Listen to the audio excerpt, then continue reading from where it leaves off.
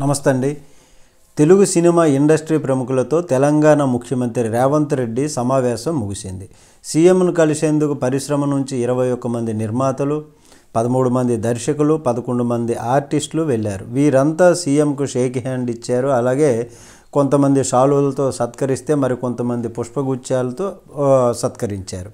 అయితే ఇంతమందిలో అందరినీ ఆకర్షించింది నాగార్జున అక్కినేని.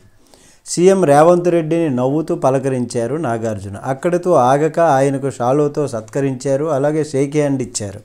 ఇదంతా రొటీన్గా అనిపించవచ్చు ఎవరికైనా. కానీ తెలంగాణ సర్కారుతో నాగార్జునకు నడుస్తున్నటువంటి రగడ గురించి తెలిస్తే ఇదెంత స్పెషల్ మూమెంటో మనందరికీ అర్థమవుతుంది. ఒకటి కాదు, ఏకంగా 2 అంశాలపైన తెలంగాణ సర్కారుతో నాగార్జునకు ఇబ్బందులు ఉన్నటువంటి విషయం అందరికీ తెలిసినటువంటి విషయమే. అయితే వీటిలో కన్వెన్షన్ కూల్చివేత ఒకటి. రేవంత్ రెడ్డి అధికారంలోనికి రాగానే హైడ్రాను ఏర్పాటు చేశారు. అది ఇలా ఏర్పాటైందో లేదో అలా కన్వెన్షన్ను కూల్చేశారు. దీనిపై గతంలో జరిగినటువంటి రచ్చ అంతా ఇంత కాదు. ప్రస్తుతం కేసు కోర్టు పరిధిలో ఉంది. కన్వెన్షన్ అలాగే శిథిలావస్థ స్థితిలో ఉంది, నిర్జీవంగా ఉంది. ఇక మరో అంశం, నాగార్జున పైన తెలంగాణ మంత్రి కొండా సురేఖ చేసినటువంటి అనుచిత వ్యాఖ్యలు. కేటీఆర్ను విమర్శించే క్రమంలో నాగార్జునపై, ఆయన కుటుంబం పైన, అలాగే హీరోయిన్ సమంత పైన కొండా సురేఖ అత్యంత హేయమైనటువంటి వ్యాఖ్యలు చేశారు. దీనిపైన నాగార్జున, ఆయన కుటుంబము కూడా బగ్గుమంది.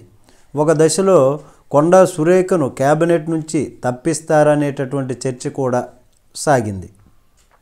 మంత్రి చేసిన కామెంట్స్ పైన నాగార్జున చాలా హర్ట్ అయ్యారు. ఏమాత్రం ఆలస్యం చేయకుండా కొండా సురేఖపై క్రిమినల్ పరువు నష్టం దావా వేశారు. ప్రస్తుతం ఆ కేసు కూడా కోర్టు పరిధిలో ఉంది.